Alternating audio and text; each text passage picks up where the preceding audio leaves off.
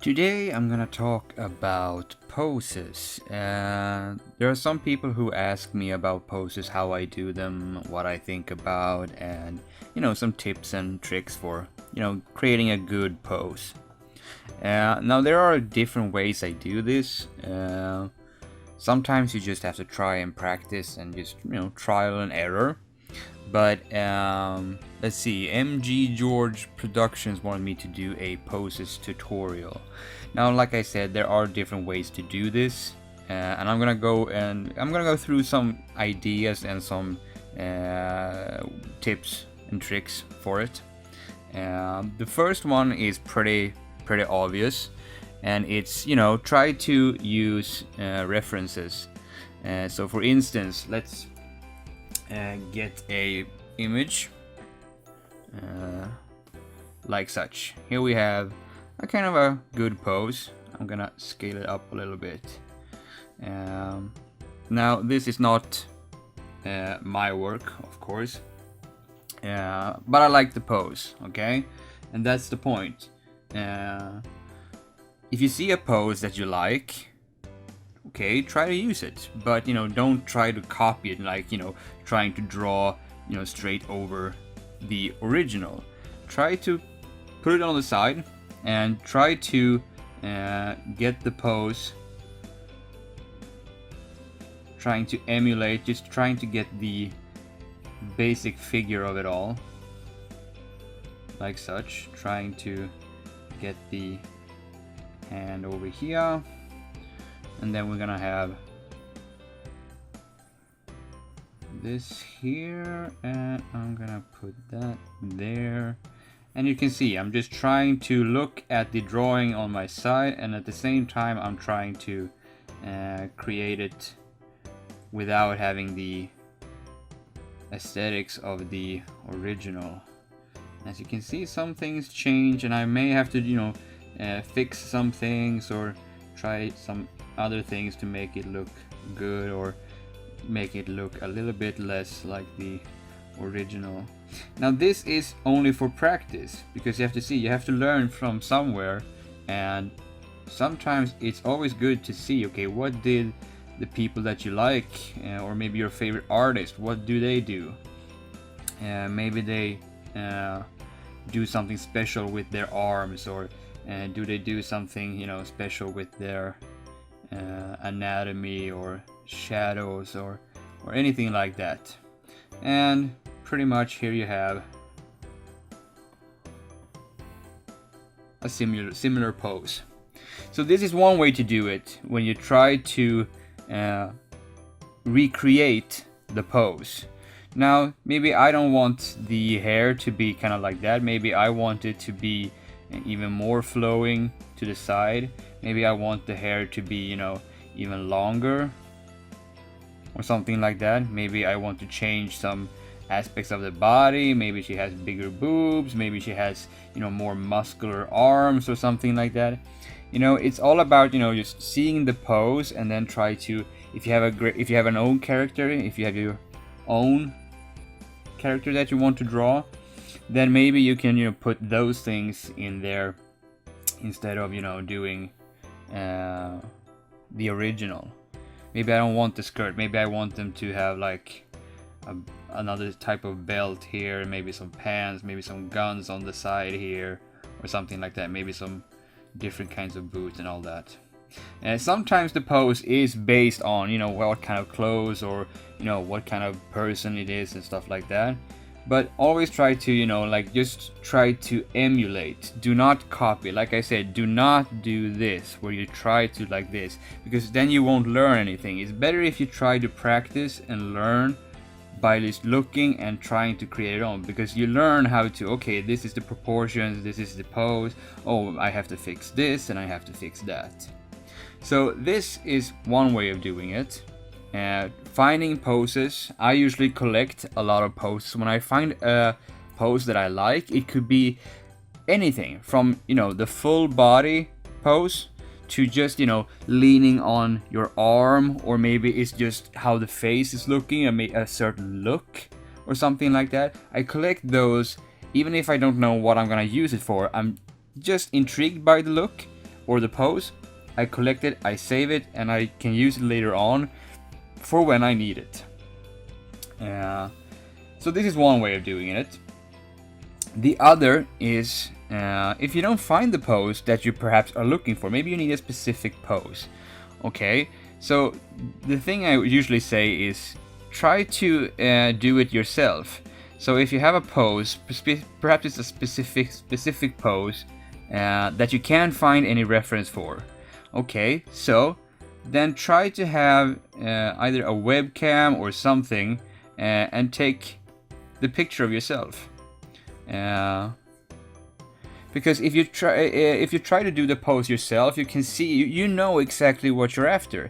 So try to take a pose from yourself. Usually, like I said before, when you draw hands, I usually look at my own hands. I use my own hands as the model if I want a clenched fist, or if I'm pointing, or if I'm doing a thumbs up, or if I twist it, or something like that.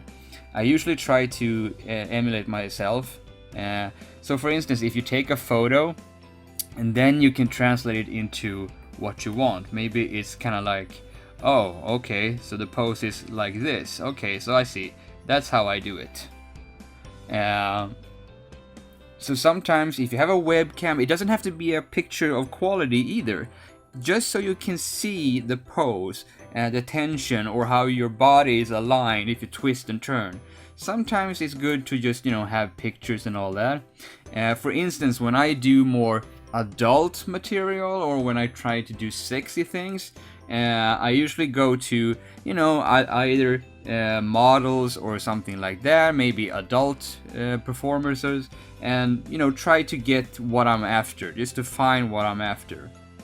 If you want someone who has muscles, look at bodybuilders, athletes. Maybe you want someone in motion, maybe someone's running. Okay, then look at runners, joggers, athletes again, and all that kind of stuff to get the right reference. So photos as well is a good reference for poses and stuff like that. And remember, you don't have to do it realistically, you just have to get the pose. You just have to get so it feels kind of right. Okay? The third thing you can do is remember how the body is aligned, okay? Remember, it's kind of like a doll with settings and with joints, and just constructed in a way like a toy, you could almost say. Because you can buy these kind of dolls from art supply stores and everything like that, and sometimes they're great for people who need them. I usually just think of them as, okay, this is how they work, and you get the kind of sense of how a body is constructed. So when you're doing a pose and you know kind of what you want, because that's the thing, a pose isn't something that you just, oh, I'm totally gonna know this. Imagine instead, what is the character doing? Is he fighting? Is he running? Is he jumping? Is he perhaps unsure of himself? Is he boasting? Is he like, haha, I'm gonna win, or something like that? And try to remember, what do people, or what would this character do, kind of pose when they're doing that thing. So for instance, you can always use, for instance, let's say this character is like, I won, okay? So I'm just gonna go and do like a stick figure, like this. I'm just gonna go, okay, he has his hands raised up, he's pushing his chest out, because he's like, yeah, I won. And I'm not gonna go bother much with the legs, because I know where the legs are kind of going. He's kind of standing like, yeah, like this, okay? And I know that the face is probably pointing more upwards because he's screaming to the heavens. And you see it, this is a pose. Now all we have to do is kind of like flesh it out, make the right face and everything like that. So maybe something like, yeah, and he's like staring into the sky, the air will be coming. So this is kind of like how you do poses For this, I really don't need the stick figure because I'm at the point where I've practiced poses so much that I know how the pose would kind of look already fleshed out. I don't need the stick figure, but it's always good to have the stick figure because the stick figure is kind of more easy to do when you don't know how to do the pose first. So sometimes you can always use just a more simple stick figure, kind of like this. Okay, so sometimes you can just use that and just practice trying, because a stick figure doesn't take long to do.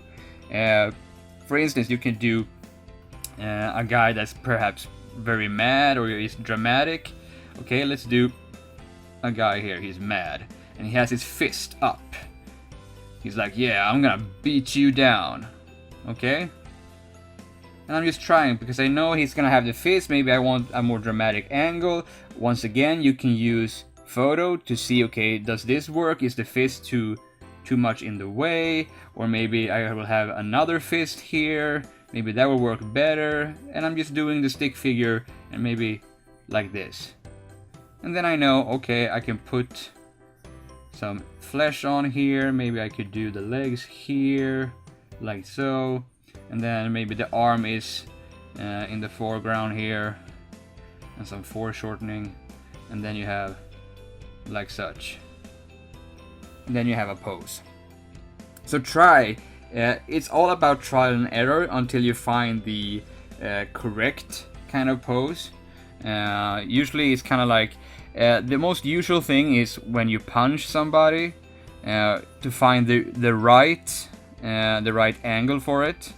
For instance, here's the guy who is being punched. So I'm just gonna have him lean back a little bit and like, what the hell happened? So maybe like this, and his legs are kind of like, whoa, what the hell? But he's kind of punched without knowing. So boom, punched. That saying, there are different ways of doing the punch. Some people think that the punch should be when you connect the fist to the chin, kind of like this. So for instance, if he has some power here, he's coming in with force. This is what some people think that the punch should be like, that it connects like this. And this is kind of like true. For a while people did that because it's kind of like, okay, the hand is to the face, that means a punch. But this was more used in the 40s and the 50s, you know, the old school kind of comics and stuff like that. It doesn't give you the force of the punch. It could do that if you perhaps did a close-up of just this punch and you see the face kind of mangled and, you know, imprinted by the fist. That will show you kind of the pain, but still not too much of the force. So, for instance, another way to do it is like this, and it's kind of like, you know, we're past the punch. The connection has already happened. So the punch is going by. So we have the punch here, and you can simulate it by just doing, you know, action lines or like something happen here, or a big sound effect like this, like pow, and you have the character here, you know, punching him. Also a little bit better because now we show the whole swing, we get more power into the punch, but maybe we should change the angle. For instance, let's make it like this. Let's have the character that gets punched in the foreground, for instance. And he's like getting punched here. And I'm bending him backwards because he's gonna be punched into the camera, so to speak. That's also a thing. When you're doing poses, think of it as you filming an action scene. How would the punch look like? how would you set it up so it looks the best and it looks most effective? Okay, so for instance, this, I'm gonna do a typical kind of comic book thing. So here we have the Punisher. He's coming in here, and this is by me practicing a lot of punches. I know this pose works a lot better than most. So here we go, pound. So here we have the punch, and you can almost, you know, see how this character is flown back by the force of the punch. And once again, action lines and sometimes even sound effects help sell the punch. Maybe some speed lines over here, so we know that the punch is really fast. And as you can see, simple, more punches, but it's just that. Take one pose and try to use different angles. Maybe try some from above, from below, from the side, in front of, and stuff like that. It's more about composition when it comes to these kind of poses. But when it comes to these poses, when it's just a singular character, you just try out, you know, stick figures, maybe more a little bit fleshed out. Take a picture to see, okay, how would you do it and how would your character do it. Sometimes there already is a lot of poses. Maybe you don't have the access, maybe you can't do a sexy pose. Then okay, then find someone who is sexy or can do the sexy pose, or is there references everywhere. You can always search. I mean, DeviantArt has a lot of resources, stock images, people who do poses, and you can search on Google, just, you know, find, okay, how does this look and everything like that. So remember, poses is very different for every person, because even this, doing this, maybe you want a more stylized style instead of, you know, doing this. So maybe it becomes perhaps something like a very, very different style, because you're doing perhaps a very different style than what the original was. You see, I'm doing a little bit more clunky, more boxy version of this, and maybe you want this kind of style instead, and that's okay, because it's just the pose that we're after, because we're not copying it straightly, we're just using it for, you know, reference, to try and learn how to draw this. And it's always good to, you know, practice and try to make it yourself, and even, you know, removing the original, maybe just going by your first sketch and try to emulate and try to, okay, what looks good for me? Okay, this looks good. Maybe I will do, instead of doing the clenched hand like this, maybe I will do the hand out like this, perhaps instead, and stuff like that. Maybe it's a guy this time. Maybe this is a guy who's kind of like, yeah, boy, flirting or something like that. And as you can see, it's just the pose. It doesn't matter how much details is in the original, because it's just the pose that we're after. We're after this, just the shape, the figure. From here we can go, you know, in different ways. We can go, okay, maybe he has a suit, maybe he's fancy dressed, you know, something like that. Maybe he has a jacket on and stuff like that. Maybe he has something to drink in his hand and stuff like that. Okay, like such. So you can see it's kind of like that. You have to have different ways of doing it. It's still learning. Use references, take photos, maybe of yourself, maybe of your friend. Try with, you know, like the doll and the stick figures to find your pose, and practice. You know, try different angles and try, you know, different things with it, so it doesn't feel like, oh, this is the only way you can do that pose. No, you can do it hundreds of ways to do it. I've seen this punch like hundreds of different ways. So remember, you just have to try and figure out, okay, what works best, and then just sketch it. You don't have to do the perfect one immediately. Just sketch, try a different angle, try it again, change some things, and try it again. It's about practice. So there isn't a way to do just, this is the way you do it. You have to try and test and see what works, what doesn't work. Because sometimes even the photos and the references are not that good, and you have to apply something into your artwork to get it to look right. That's all I can say really about poses. I hope you have learned something, and I will see you in the next tutorial video. Bye!